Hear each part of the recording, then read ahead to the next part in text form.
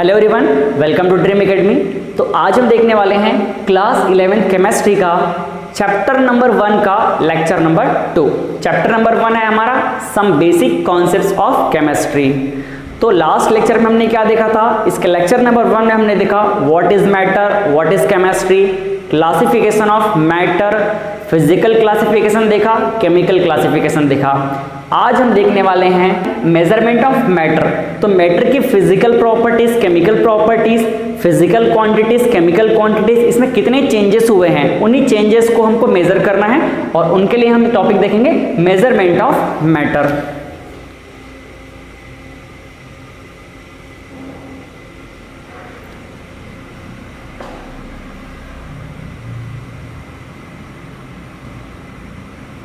सो matter को major करने के लिए हम यूज करते हैं फिजिकल क्वांटिटीज और फिजिकल क्वांटिटीज को रिप्रेजेंट करते हैं उनके एसआई यूनिट से। तो अब हमको देखना है physical quantities and their SI units. SI units means the international system of unit. तो चलिए मैं कॉलम बना रहा हूं, उस कॉलम में मैं इनको अच्छे तरीके से नोट कर दे रहा हूं।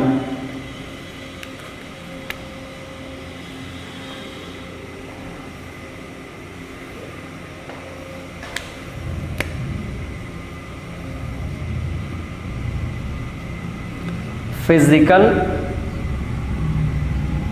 क्वांटिटीज और इस तरफ हम देखेंगे उनके एसआई यूनिट्स।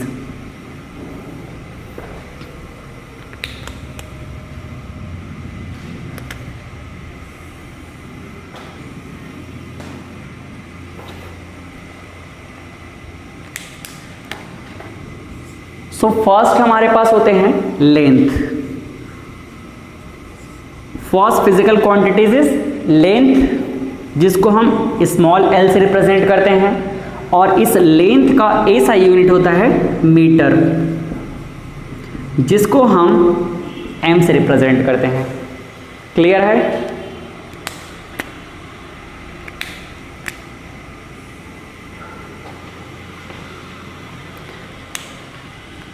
सेकंड हमारे पास है मास। मास को हम एम से रिप्रेजेंट करते हैं, स्मॉल और कैपिटल दोनों ही एम से रिप्रेजेंट करते हैं एज पर दी कंडीशन। ठीक है? और मास का यूनिट क्या होगा? मास का ऐसा यूनिट होगा किलोग्राम, जिसको हम शॉर्ट में केजी से रिप्रेजेंट करते हैं। क्लियर है? तो फर्स्ट फिजिकल क्वांटिटी लेंथ, जिसको हम एल से रिप्रेजेंट करते हैं, इसका ऐसा यूनिट है मीटर और इसको हम एम से रिप्रेजेंट करते हैं। सेकंड फिजिकल क्वांटिटी है मास, जिसको हम एम से रिप्रेजेंट करते हैं, यूनिट है किलोग्राम, रिप्रेजेंट करते हैं केजी से। ठीक है?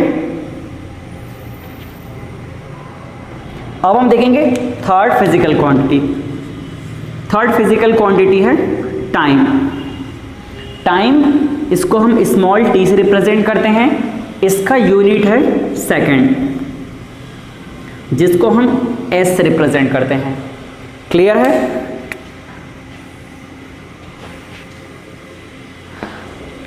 फोर्थ फिजिकल क्वांटिटी है इलेक्ट्रिक करंट। इलेक्ट्रिक करंट, जिसको हम आई से रिप्रेजेंट करते हैं, और इसका यूनिट होता है एम्पियर। ठीक है? आप फोन में चार्जर यूज करते हैं तो आप वहां पर चेक करना 2 एम्पियर, 0.03 एम्पियर, 2 एम्पियर, अलग अलग एम्पियर के आते हैं। ठीक है? इसको हम ए से रिप्रेजेंट करेंगे। नेक्स्ट हम बात करेंगे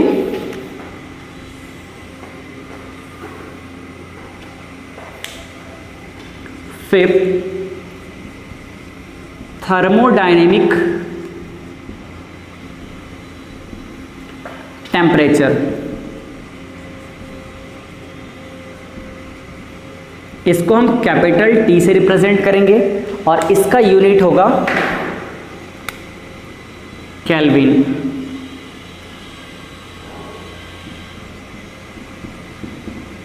जिसको हम K से रिप्रेजेंट करेंगे। ठीक है, तो हमने 5 फिजिकल क्वांटिटीज देख लिया। अब हम देखने वाले हैं 6 फिजिकल क्वांटिटीज। 6 नंबर पे आता है अमाउंट ऑफ सब्सटेंस।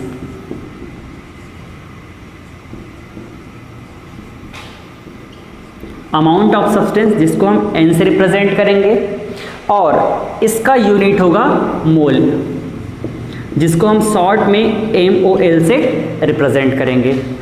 क्लियर है? तो ये केमिस्ट्री में एलिमेंट, एटम, इन सबको मेजर करने के लिए हम यूज करते हैं अमाउंट ऑफ सब्सटेंस, मोल का यूज करते हैं। ठीक है, नेक्स्ट हम बात करेंगे 7th number physical quantity. 7th number physical quantity हमारे पास ल्यूमिनस इंटेंसिटी। ल्यूमिनस इंटेंसिटी को हम IV से रिप्रेजेंट करेंगे और इसका यूनिट है कैंडेला, जिसको हम CD से रिप्रेजेंट करते हैं। ठीक है, तो ये हमारे 7 फिजिकल क्वांटिटीज है जिनसे हम मैटर को मेजर करते हैं। क्लियर है? फर्स्ट हमने क्या देखा, लेंथ, जिसको हम L से रिप्रेजेंट करेंगे, इसका यूनिट होगा ऐसा यूनिट मीटर, जिसको हम M से रिप्रेजेंट करते हैं। नेक्स्ट मास, मास को हम M से रिप्रेजेंट करेंगे, इसका यूनिट होगा किलोग्राम, किलोग्राम को हम रिप्रेजेंट करेंगे kg से, ऐसा unit kg। Next time, time को हम स्मॉल t से रिप्रेजेंट करेंगे, इसका यूनिट है सेकंड, सेकंड को हम s से रिप्रेजेंट करेंगे। फोर्थ है इलेक्ट्रिक करंट, जिसको हम I से रिप्रेजेंट करेंगे, इसका यूनिट है एम्पियर, इसको हम A से रिप्रेजेंट करेंगे। फिफ्थ टेम्परेचर, थर्मोडायनेमिक टेम्परेचर, इसको हम T से रिप्रेजेंट करेंगे, यूनिट है केल्विन, केल्विन को K से रिप्रेजेंट करेंगे। अमाउंट ऑफ सब्सटेंस N से रिप्रेजेंट करेंगे, स्मॉल n से, इसका यूनिट है मोल, शॉर्ट में इसको सिंबल के फॉर्म में MOL से रिप्रेजेंट करते हैं। Next 7 luminous intensity, luminous intensity को हम IV से रिप्रेजेंट करेंगे, इसका यूनिट है कैंडेला, कैंडेला CD से रिप्रेजेंट करेंगे। So these are physical quantities by which we can measure the amount of matter. Clear है? चलिए अब हम देखते हैं थर्ड टॉपिक। हमारा थर्ड टॉपिक क्या है? Mass and weight. तो इसको मैं इरेज करता हूं फिर। चलिए अब हम नेक्स्ट देखने वाले हैं mass and weight. Generally mass and weight student लोगों को ऐसा लगता है कि दोनों सेम हैं, बट दोनों में डिफरेंस है। मास और वेट दोनों को प्रैक्टिकल वे में कंपैरिजन करके हम समझते हैं।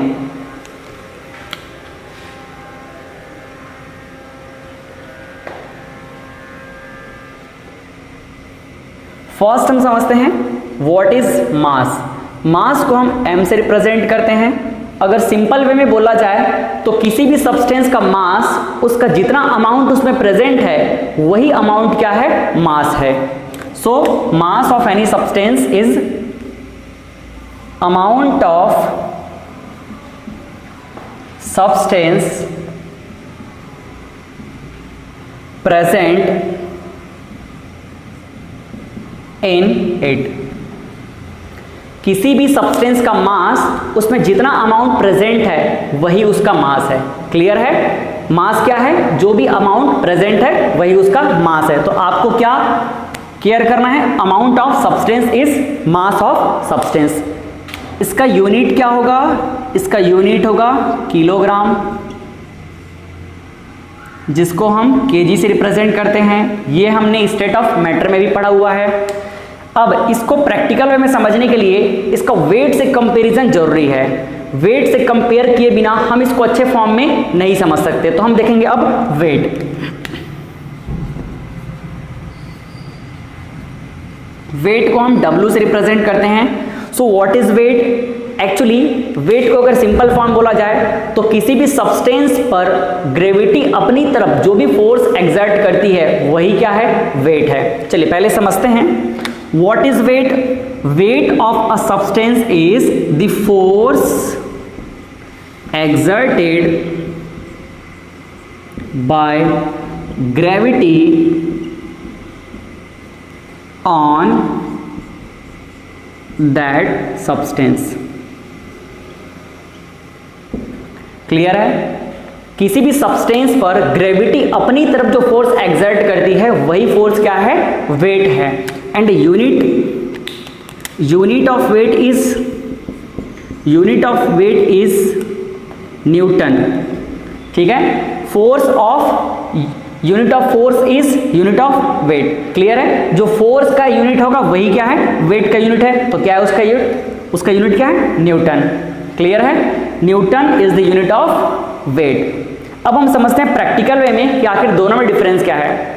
लेट सपोज हम कोई 5 kg का एक सब्सटेंस अपने हाथ में होल्ड किए हुए हैं। 5 kg का हमने एक मटेरियल रखा हुआ है। जैसे समय आगे बढ़ते जाएगा ये जो 5 kg का सब्सटेंस है हमको हैवी फील होते जाएगा।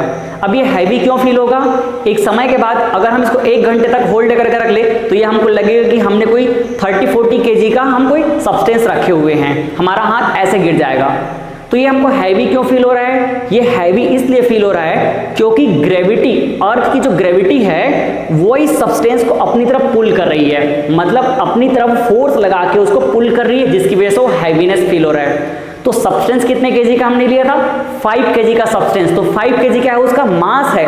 लेकिन उस 5 kg के मास पे ग्रेविटी जो फोर्स एक्सर्ट करके पुल कर रही है जिसकी वजह से वो हैवी लग रहा है, तो वही जो फोर्स है क्या कहलाएगा? वेट कहलाएगा। क्लियर है? इससे ये क्लियर हो रहा है कि अलग अलग स्पेस में, अलग अलग प्लेस में ग्रेविटी का वैल्यू अलग होगा, और ग्रेविटी का वैल्यू अगर अलग है तो जो फोर्स एक्सर्ट हो रहा है वो भी अलग होगा, और अगर फोर्स अलग होगा तो वेट का वैल्यू भी क्या होगा? अलग होगा। क्लियर है? तो यहां से हम एक चीज समझ सकते हैं कि जो मास है ये मास क्या होगा? मास फिक्स होगा। मास क्या होगा? फिक्स होगा। लेकिन अगर हम वेट की बात करें तो वेट क्या करेगा? वेट वेरी करेगा। क्लियर है? तो देखिए अगर हम अर्थ के लिए बात करें तो यहां पे समझते हैं वेट W इक्वल टू क्या होगा? मास, जो भी मास है उस पर ग्रेविटी जितना फोर्स एक्सर्ट कर रही है, तो mass into gravity, this is weight. इसको अगर हम चाहें तो नोटेशन से रिप्रेजेंट करते हैं, W इक्वल टू मास को M और ग्रेविटी को G से रिप्रेजेंट करते हैं। तो आपने कई बार देखा होगा W इक्वल टू mg हम जो यूज करते हैं। यहां पे देखिए इस W का यूनिट क्या होगा? इसका यूनिट होगा न्यूटन। यहां ग्रेविटी की अगर हम बात करें तो अर्थ की ग्रेविटी कितनी होती है? 9.81 मीटर पर सेकंड स्क्वायर, या फिर आप चाहो तो यूनिट चेंज कर सकते हो, 9.81 ये हो जाएगा न्यूटन पर KG. So this is value of gravitational acceleration G for earth. तो ये है डिफरेंस मास और वेट में। क्लियर है? मास हमेशा कांस्टेंट होगा। मास जो हमने 5 kg का होल्ड किया था वो 5 kg ही है, लेकिन समय जैसे आगे बढ़ते जा रहा है, वो स्टार्टिंग में हमको 10 kg का फील हुआ, थोड़ा और हैवी फील हुआ, फिर वो हमको 50 kg तक का फील हुआ, फिर वो ऐसे हमारा हाथ इस तरह से झुक जाएगा। तो वो जो हैवीनेस फील हो रहा है वही हैवीनेस क्या है? वेट है। और वो किसकी वजह से है? ग्रेविटी जो फोर्स एक्सर्ट कर रही है उसकी वजह से। तो सिंपल में बोला जाए तो weight is what? Weight is force exerted by gravity on the substance. Clear है? And what is mass? Mass is the amount of substance present in that substance. Clear है? चलिए अब हम समझते हैं अगला टॉपिक, वॉल्यूम। सो अब हम देखने वाले हैं next topic, volume.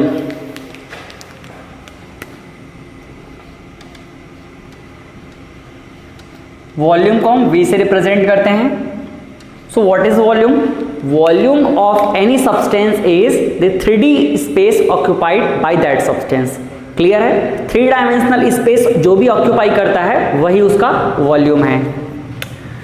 So volume is the 3D space, or you can say 3-dimensional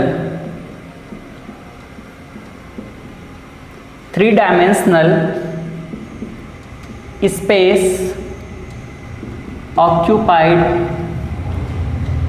by substance। कोई भी जो ऑब्जेक्ट है या कोई भी सब्सटेंस है, 3 डायमेंशनल स्पेस जो ऑक्यूपाई करेगा वही क्या है? उसका वॉल्यूम है। 3 डायमेंशनल मीन्स ये हमारे पास 3D diagram. Let suppose this is x axis, this is y and this is z। तो इन तीनों डायरेक्शन में जितना भी स्पेस ऑक्यूपाई करेगा वही क्या है, वॉल्यूम। सपोज कोई ऑब्जेक्ट है जिसका एक्स डायरेक्शन में ये है लेंथ, जिसको हम स्मॉल एल से रिप्रेजेंट करेंगे, वाई डायरेक्शन में इसका ब्रेथ, जिसको हम बी से रिप्रेजेंट करेंगे, और जेड डायरेक्शन में इसका हाइट, जिसको हम एच से रिप्रेजेंट करेंगे। तो ओवरऑल अगर इसके हम वॉल्यूम की बात करें तो इसका वॉल्यूम क्या हो जाएगा, its volume will become length into breadth into height, length into breadth into height. ठीक है, तो वॉल्यूम उसी ऑब्जेक्ट का होगा जो तीनों ही एक्सिस में, तीनों ही डायरेक्शन में स्पेस ऑक्यूपाई करेगा। प्रैक्टिकल एग्जांपल समझते हैं। सपोज हमारे पास एक बुक है, उस बुक का लेट सपोज एग्जांपल के लिए ये हमारे पास एक बुक है, ठीक है। इस बुक का देखिए ये है लेंथ, ये है ब्रेथ और ये है इसका हाइट, तीनों है। तो इसका हम वॉल्यूम ऑक्यूपाई कर सकते हैं, इसका हम वॉल्यूम मेजर कर सकते हैं। देखिए मैंने इस बुक को मैं क्या करता हूं, एक डायग्राम इस तरह से इसका,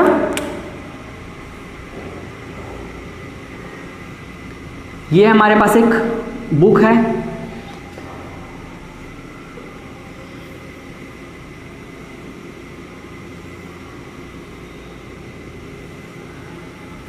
ये हमारे पास एक बुक है, ठीक है। लेंथ ब्रेथ और हाइट आप किसी को भी एज्यूम कर ले। तो ये जो सेंटर है यहां से ये एक एक्सिस हो गया, ये एक्सिस जो लेंथ को रिप्रेजेंट करेगा। लेट सपोज ये जो एक्सिस है वाई एक्सिस जो उसके ब्रेथ को रिप्रेजेंट करेगा, और ये जो एक्सिस है जो उसके हाइट को रिप्रेजेंट करेगा जेड एक्सिस, ठीक है। तो इस बुक का मैं जूम कर लेता हूं, ये जो लेंथ है, ये यहां तक से यहां तक इसका जो लेंथ है, लेट सपोज इसका लेंथ मैं जूम कर लिया 10 मीटर, ठीक है। इसका जो ये ब्रेथ है यहां से लेकर के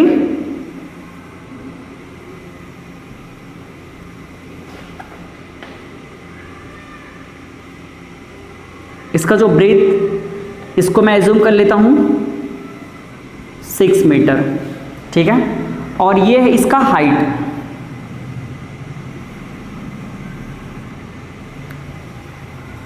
ये हाइट आपको लग रहा होगा कि ब्रेथ तो छोटा है हाइट बड़ा है, लेकिन हम बुक को जानते हैं ना, बुक का जो हाइट छोटा था, तो इसके हाइट को मैं एज्यूम कर लेता हूं 2 मीटर, ठीक है। तो इसका वॉल्यूम कैसे कैलकुलेट करेंगे, तो इसका वॉल्यूम हो जाएगा volume equal to length into breadth into height, that is length कितना है 10 मीटर, ब्रेथ कितना है 2 मीटर, और हाइट कितना है यहाँ पे, सॉरी हाइट कितना है, ये है हाइट 2 मीटर और ये ब्रेथ है 6 मीटर। तो ये 6 मीटर और हाइट हो गया 2 मीटर। ओवरऑल मल्टीप्लाई कर दीजिए, कितना हो जाएगा 2 इंटू 6 12, 12 इंटू 10 120, और ये metre metre metre metre cube. So this is volume. So in this way we can calculate volume of any matter. Clear है, ये हमने एक सॉलिड के लिए देखा, हम लिक्विड का भी कैलकुलेट कर सकते हैं और गैस का भी कैलकुलेट कर सकते हैं। क्लियर है, तो इस तरह से हम वॉल्यूम कैलकुलेट करेंगे। वॉल्यूम क्या होगा, कोई भी ऑब्जेक्ट 3 डायमेंशन में जो स्पेस ऑक्यूपाई करेगा वही उसका वॉल्यूम है। एक छोटा सा क्वेश्चन, सर्कल और स्फीयर आपको पता है ना, तो सर्कल का कभी वॉल्यूम क्यों नहीं हम निकालते, क्यों मेजर नहीं करते हैं, और स्फीयर का वॉल्यूम कैलकुलेट करते हैं। स्फीयर का एग्जांपल आप एक फुटबॉल से रिलेट कर लीजिए और सर्कल का एग्जांपल आप एक कॉइन से रिलेट कर लीजिए, ठीक है। तो हम स्फीयर का वॉल्यूम इसलिए निकालते हैं क्योंकि एक जो फुटबॉल है वो तीनों ही डायरेक्शन में स्पेस ऑक्यूपाई करता है, उसका लेंथ भी होता है, विड्थ भी होता है और हाइट भी होता है। लेकिन अगर मैं कॉइन की बात करें तो कॉइन का 2 डायमेंशन स्पेस होता है, मतलब उसका लेंथ होगा और विड्थ होगा, लेकिन कॉइन का हाइट बिल्कुल नेग्लिजिबल होता है। तो उस नेग्लिजिबल को हम काउंट नहीं करते हैं, इसीलिए उसका वॉल्यूम हम कैलकुलेट नहीं करते हैं। क्लियर हुआ, तो हम वॉल्यूम किसका कैलकुलेट कर सकते हैं, वॉल्यूम उसी ऑब्जेक्ट का कैलकुलेट करेंगे जो 3 डायमेंशनल स्पेस ऑक्यूपाई करेगा। क्लियर हुआ, चलिए नेक्स्ट अब हम देखने वाले हैं density. So our last topic is density.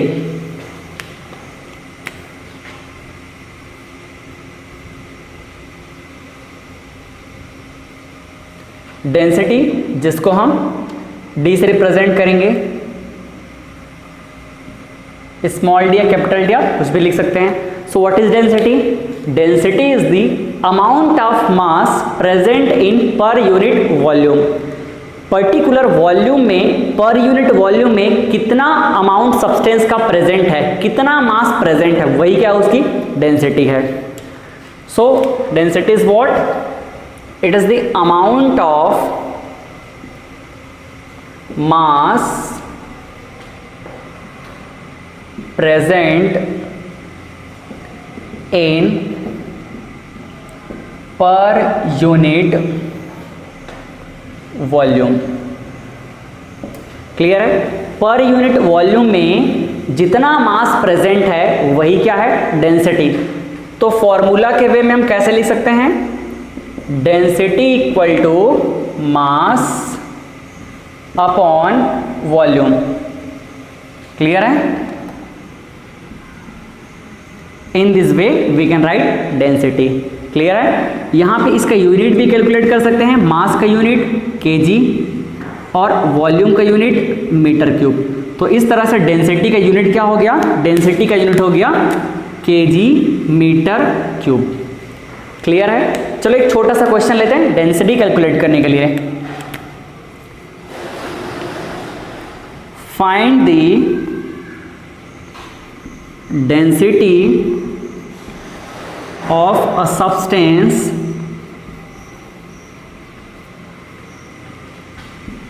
if mass is 10 kg and volume is 100 metre cube.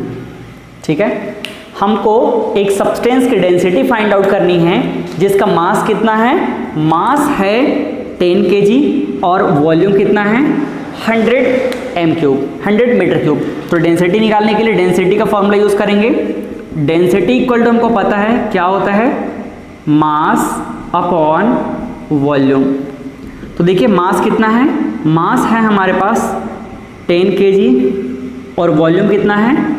100 metre cube. तो यहाँ से देखिए 10 कैंसिल, तो फाइनली क्या हो जाएगा यहाँ पे? ये हो जाएगा 1/10 kg पर मीटर क्यूब। इसको थोड़ा और सॉल्व कर सकते हैं तो डेंसिटी क्या हो जाएगा? Density equal to 0.1 kg metre cube. So mass upon volume क्या होगा? Density. In this way we can calculate density. So हमने आज का टॉपिक कंप्लीट कर लिया। अब हम मिलते हैं नेक्स्ट लेक्चर में आगे के टॉपिक के साथ में। Thank you.